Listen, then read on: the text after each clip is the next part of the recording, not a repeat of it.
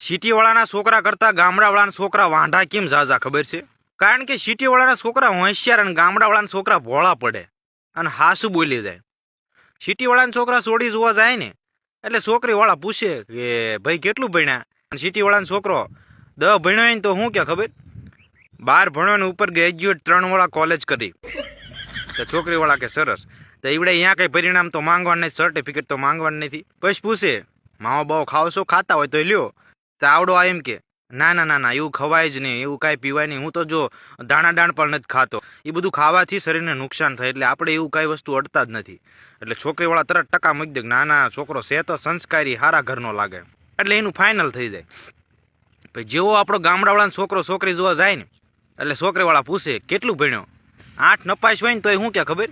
હું 7 ભણ્યો પણ 8માં બેઠો તો ને તો મારા બટું રખડવામાં ધ્યાન જોયું તો 8 નપાસ થયો. હવે એને કોઈને ડાયો કર્યો હતો? એક વાર ખોટું બોલ્યો હોત તો.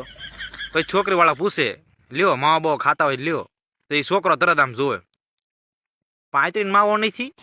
ના ના મીઠો માવો નથી હું ખાતો, 35 માવો છે? તો ઓલા કે હા હા છે ને. હા તે જાડો સૂનો નાખીને બનાવો. તો ઓલો હરખાઈનો જાડો સૂનો નાખીને બનાવીને ખાઈને રવાના કરી નાખે. પછી નો ફોન નહીં આવે નો જવાબ આવે. એટલે ગામડાવાળાના છોકરા આ માંડા રહી જાય.